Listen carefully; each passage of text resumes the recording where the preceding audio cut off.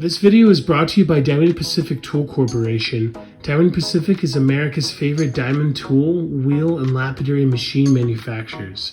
For nearly half a century, Diamond Pacific has set the industry standard for diamond lapidary equipment.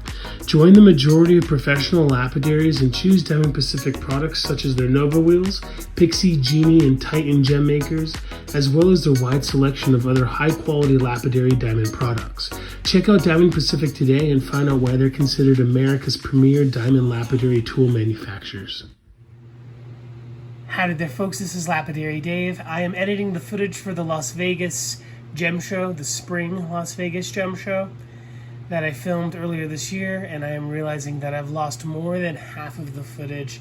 I still have 30 minutes of awesome stuff. I hope you enjoy. Do me a favor and give this video a like. Also, I'm noticing that most of you folks watching are not subscribed to the channel, so do your boy a favor and subscribe and ring the bell if you are into this kind of stuff. It really does help. Anyway, I hope you enjoy. I heard recently that the gentleman who who directed Jurassic Park and wrote it or whatever, actually added the part where if you don't move, dinosaurs can't see you. That's completely fake. And that was made by the person who made Jurassic Park to add some dynamic of horror to the movie. This is opal, satin flash opals. I believe some people call this bubble opal. I have two giant chunks given to me by the legendary Vince Allred of Easy Cab fame. That is bubble opal. I haven't done anything with it. I do believe these have been stabilized. Could be wrong. If they haven't, then maybe they should be. I hear that this material really looks good. Gets served by being stabilized. Porcelain jasper. My good friend Kurt, the Sugilite man, sells a lot of this material. It's so hard, not really a material that I enjoy cutting. Some rough dino pieces.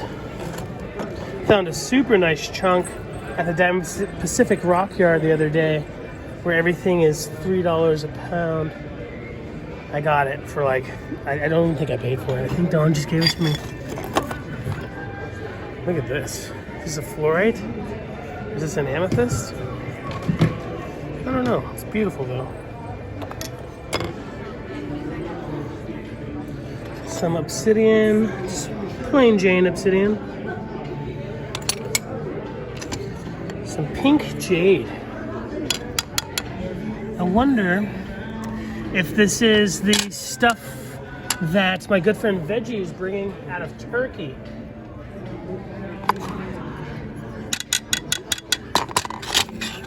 The Turkish jadeite, which is traditionally purple, has recently been coming out of the quarry pink. And I guess it's pretty new within the last year or two. And it's actually a jadeite jade. It's not a nephrite jade. I don't know if this is it. It doesn't quite look like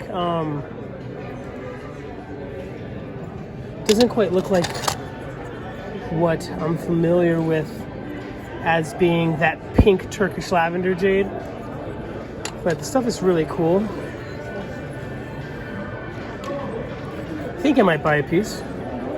Little tiny, little thin for my taste, but it's rock solid. When I cut nephrite jades, I do prefer them to be a little bit thinner so that I can get some nice translucence on cheaper pieces. I think with the more opaque jadeites and nephrites, I would want a little bit thicker, but $10 is not a bad price for this. I don't know if this person would know if this is the Turkish material. This person, I think, just works for the gentleman who runs this booth, who is in Oregon. Here's some nephrite jade, maybe BC or Yukon. This piece isn't very translucent at all. This one's a little bit more yellow, still pretty cool. Blue Mountain jasper. I've been hearing from my friend Jerry, the geode man, that a lot of people mistaken this material for the Gary Green, quote unquote, petrified bogwood. Supposedly that stuff has a lot of misrepresentation stuff going on with that. I don't really want to even begin to talk about because I don't really remember the story. I don't want to mislead anybody, but I know a lot of people mistaken the bogwood with the Gary Green, excuse me, with the Blue Mountain. Some Thunder Eggs. Those look like Pride A Ranch, Richardson Ranch Thunder Eggs. Some random Mexican agates. Don't really know exactly where they're from, but they're nice. So this is like slices of one agate here. Love the play on this one for $3. Not bad. Pigeon blood. Pretty nice. Looks like a lot of the stuff you find in the Katy Mountains around here. Connecticut agate? I have never heard of that before. It's nice. Doesn't seem to... Yeah, it's a little translucent. Pretty new, I guess. Excuse me, new to me. Pretty interesting for sure. It's probably been worked for decades. Classic Montana. They're really nice and thin. You can get these twice as thin, maybe on a Richardson or something. Flat lap or whatnot. I'm sure everyone who cuts Montana is always looking for iris so that they won't sell it, you know. So this rose plume agate, I used to think was just a different variation of the graveyard point, but it's not. I guess there's just a lot of plume agates in the Southern California area, some of which looks just like graveyard point from Oregon, like this one here.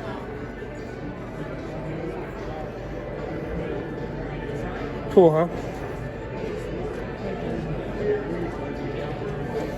But other pieces have marcasite inside of it, which is also known as white pyrite, but essentially it's just a pyrite.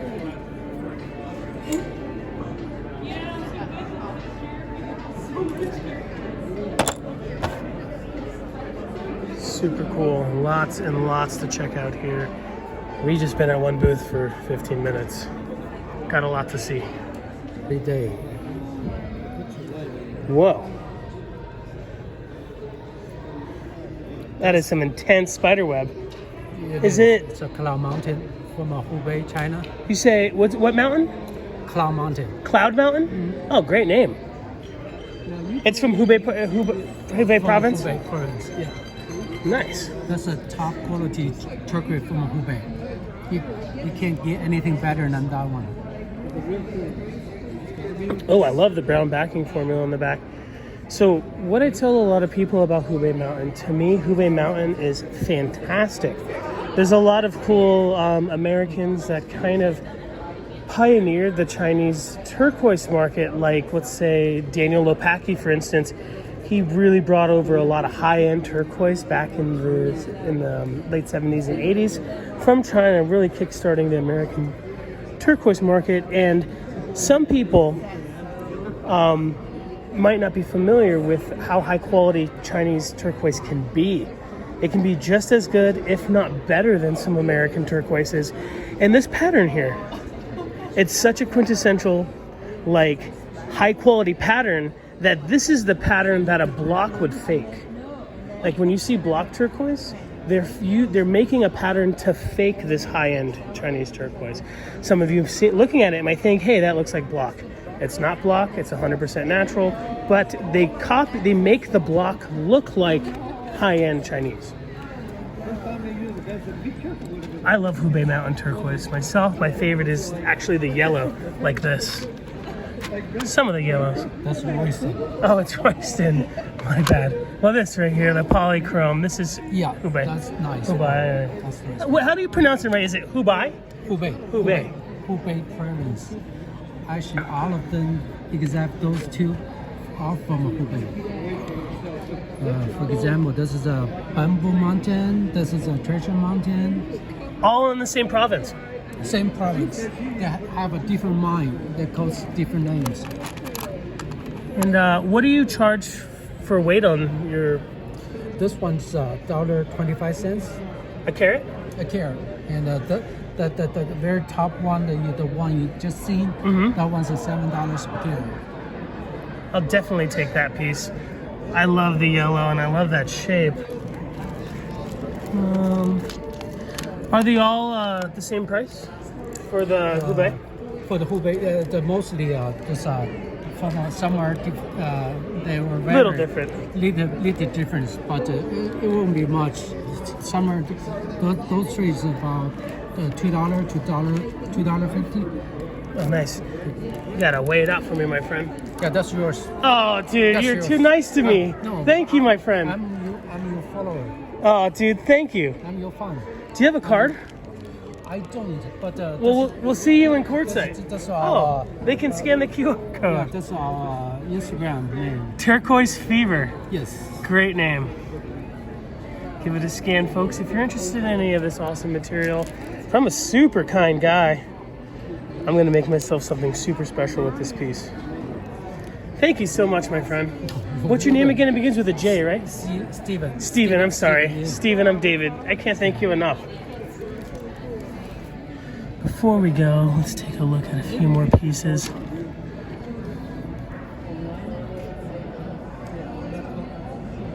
Just absolutely fantastic. Like I was saying earlier, Daniel Opaki traveled all around the Hubei province, bringing over some of the highest quality Chinese turquoise back in the day. I think it was the 80s. And he actually won several bead making awards from using the material. Check out Daniel Opaki. He is like a 3-time Lapidary Journal. He's been in Lapidary Journal 2 or 3 times about bead making. And check out his YouTube channel. I'll put a little link of it here on the screen, or a picture or something for you folks can check it out. Yeah, his bead making technique is really super simple. He uses a pin vise and he uses silicon carbide. Not too fancy. His bead making technique is not the fastest, but it is world class. Check this out. I wonder, is this done on a pin vise because of how perfectly round that is? That's like a perfect circle. This is very hard to do by hand.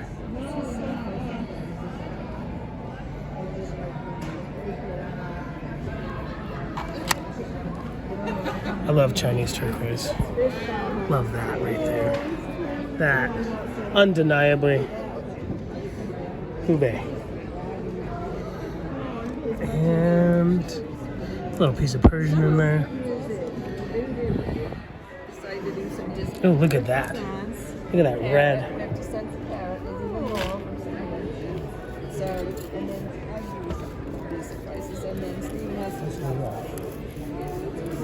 What's the Hubei rough look like? Wow, I never see this size rough before. It's so big, I didn't even see it walking by because I wouldn't have thought it could have been. Well, I see slabs sometimes, that's it. the bigger one weighs 2 tons, one nugget. What? 2 tons? Yeah, it's a much more higher than me, that much thick. Oh man, you said like, what, like maybe 8 feet tall? Somewhere around there. That's fantastic.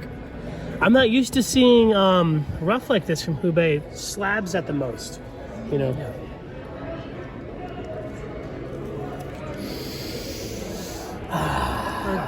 I like it. Not like dirt. Smells like Mother Nature. yeah, that's helpful. I bought those in Portside.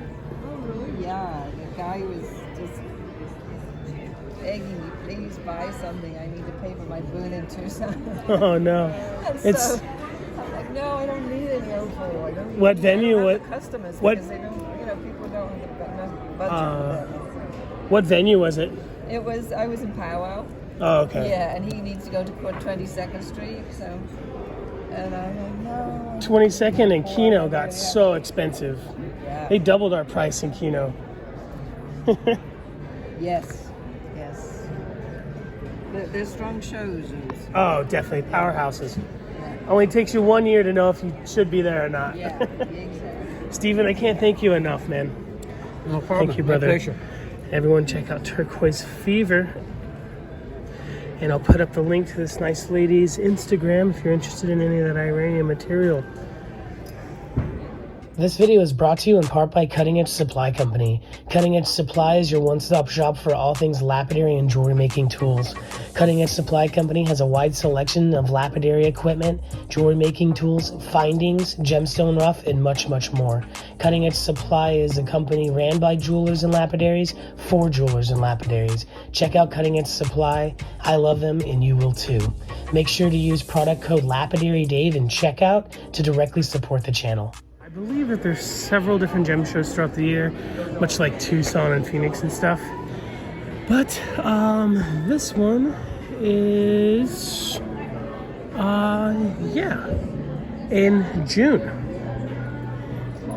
here at the Orleans Casino. I'm gonna take a look at some stuff. Some Fordite, looks like Ford Focus material. What's interesting about this material is I hear that people are using like turtle wax and stuff to actually get a good final polish on this material. I like the shapes, nice designer cuts. Really cool. The small ones are awesome too. Here's some Aguas Calientes fire agate. These you really gotta like take the lid off to really enjoy. Very cool. I like that they polish the backs. Maybe not the most desirable for silversmiths. They would prefer something flat like this, even if it wasn't polished. But if it's gonna be like, not necessarily shaped for a silver setting, might as well polish the back.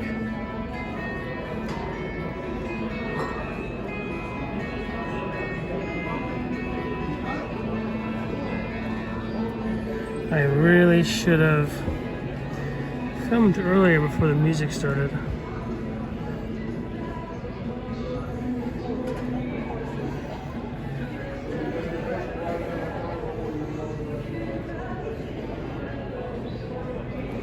Whoever polished these did a really good job.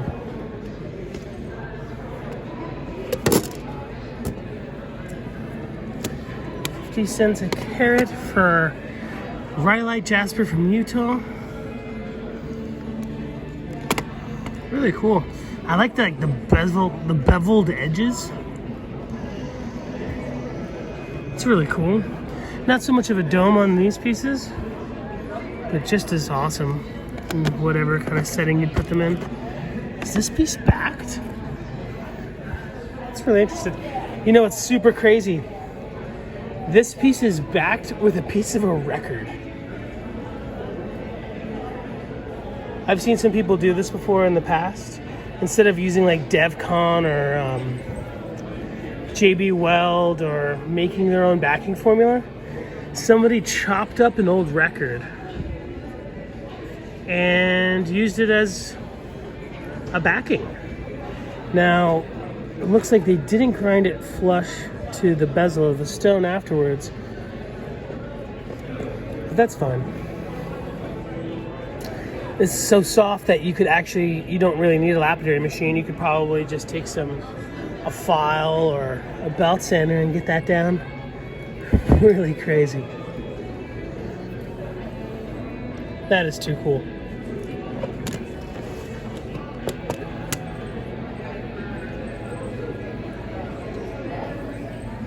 Some Mexican agates. Is that Agua Nueva? Only thing I really recognize in here, I guess these would be more agatized crazy lace. These purple up here, either Agua Nueva or Purple Passion. Selena Plume, $18 each. $69 each for these bumblebees. Nice designer cuts. I've heard some stories where like they have to use submersibles to get this from lava tubes in Indonesia.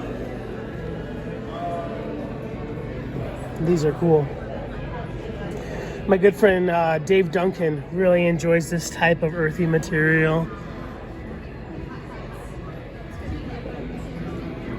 Very cool.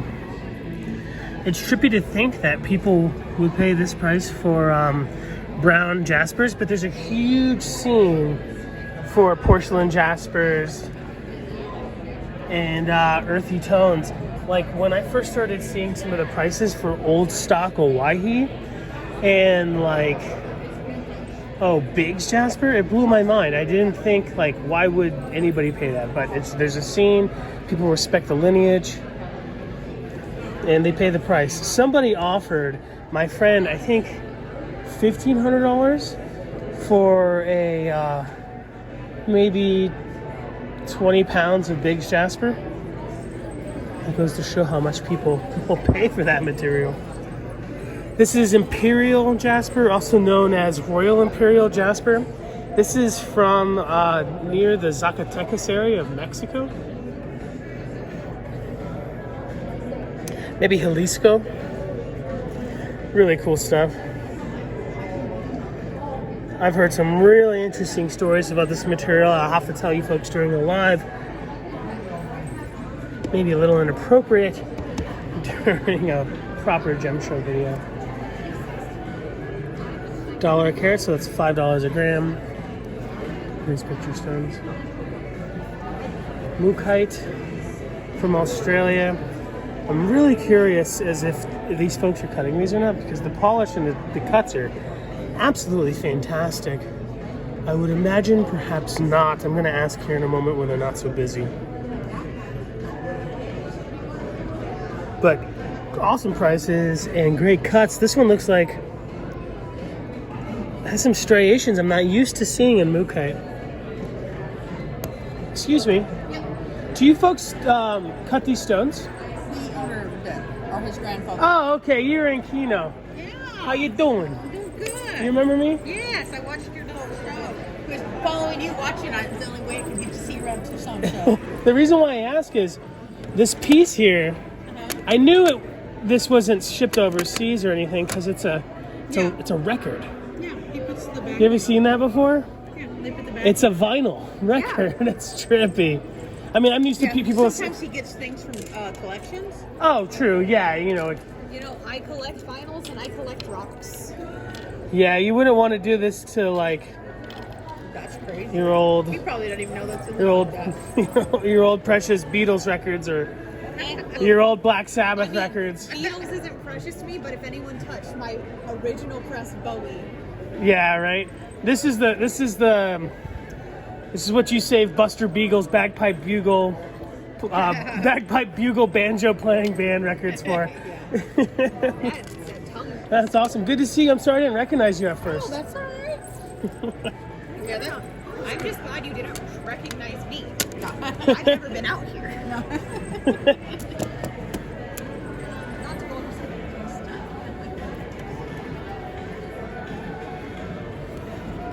Do you folks, did you bring any of the rough varicose? It's all gone, huh? Well, no, I didn't bring any of it. We have our sandblasted. I should have brought some. Maybe I'll bring some tomorrow. You know, like, I didn't know who, how much room I was going to have. and who was to guess? The owner's not here. He's at a show in Oregon, so he wasn't here. That's a pretty big one. Yeah, and so I was like, well, good. I didn't know what all to bring. And so... I didn't Yeah, know and like, what I had. is it gonna be a rough market kind of place? You know, it's like, I've never been here before either. Yeah, this is the first time they've done this show here. Oh, okay. So it's is like the anybody's first time, guess. Yeah, so everybody's like, yeah. And like weird hours, 9 to 4, and then Sundays like 9 to 2. I'm like, Yeah. If you don't mind me asking, was it expensive? Do you know, or is that not something you oh, to vend here? depending on your size and how many tables you have. What is looks like most people are doing what? It's like 125. That's nothing. Yeah, you know. Well, Something like to that. most About people average, it's yeah. most people spend 10 times that downstairs. Yeah, but if you don't sell, make your sales, get it back. It's like, You gotta go win it back.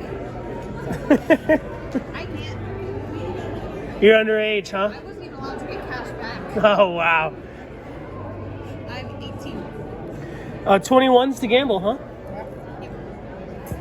21 to even technically, or like not even technically supposed to walk on the casino floor, like between the games if you're under the age of 21. But there's literally no way to get around a casino if you don't.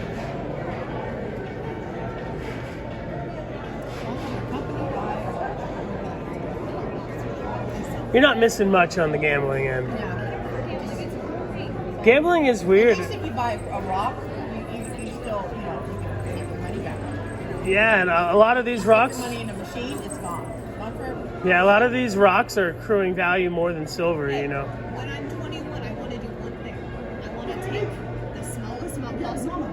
You do know you got into the bag over there, right? That little gray bag? Yeah, that's mine. Okay. But no, you don't even. I'm just, yeah, I just wonder. Well, maybe they forgot that one. Okay. You're the best. Cool. Can I buy you like a coffee or anything? I want to go. I want to do one game of Smash. That's it. They're like, help me. These Lucian Varisites are really cool. I'm extremely impressed by whoever cut these because this material can be really hard to cut because of how soft it is. Whoever did it did really symmetrical shapes, perfect 11-degree bezels. Somebody did a really good job on these. This, I wouldn't be surprised if this was spun on like a pin vise or like a rotary tool. But this one right here, this is, if they're all the same price, buy this one. This is probably 6 grams, so that's what, $30? What do you think? Let's say, wait, you hold it and tell me how much you think it is. I think it's 6 grams. At least 10. At least 10? It's a phosphate. Those things are misleading. True. You know what? How many did you say? 6. What is it in? Nope. One more. You know what? I'll say 8. 3! 3! I was wrong. So 3, that's, oh, that is too cheap for that piece. Do you take a card, right? I'll buy it. It's too cheap for a nice cut. I cut a lot of Lucian Varisite. It's not particularly an expensive material, but its stuff is super hard to cut because of how soft it is. And I couldn't make a bezel like that. I'll put this in a nice... And this is hard to cut. That turquoise. Yeah. You have to know what you're doing. All right, I'm gonna pay up and I'll be back, folks. All right, folks, here are the cool folks that bought that piece of Varisite. Check these folks out. They're at the Keno Electric Sports Complex during the Tucson show. I know these folks pretty well, didn't recognize them at first. What I really enjoyed buying from them last year was their Varicoise. Now, a lot of people don't know that turquoise and Varisite can be together in one stone. A lot of people say it's not true.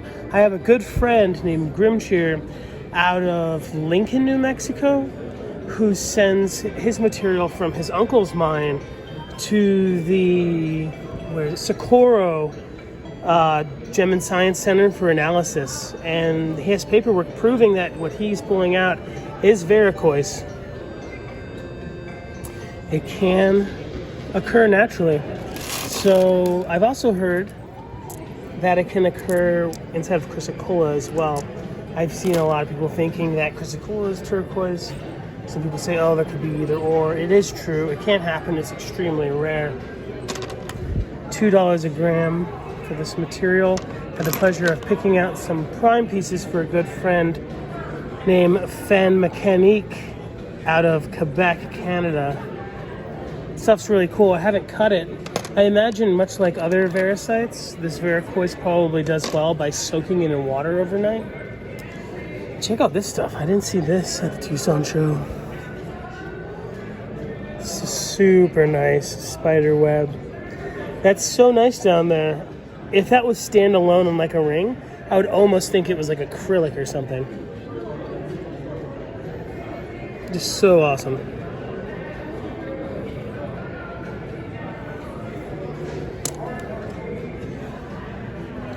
Gem silica. You've heard me talk about this a lot. A lot of people, there's a lot of hearsay, and people argue a lot about what is gem silica. When is it not just silicated chrysocolla? To me, it's when it's pure silica colored by chrysocolla. Some people think when it's highly silicated chrysocolla that it's gem silica chrysocolla. I think we're all right at the same time. Tiffany Stone, $2.50 a carat. Sweet Jim bought a bucket of cabs, like not halfway full, about 1/3 of the way full from Dawn from Diamond Pacific for $30. And it was a nice piece of pure purple Tiffany Stone. Absolutely fantastic. This stuff has a lot of matrix, but I think it's the matrix which give it character that actually increases the value. Much like turquoise, some of the pure stones aren't necessarily the most valuable. It's the popular matrix designs that really add on to the value. Some more Lucian Varisite. I like the flowers there.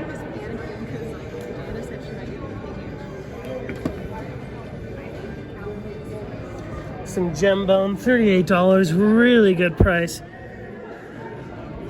Really, really affordable. Those over here are only $22, a little bit more browns. This one has slightly finer reds. Look at it. Dino.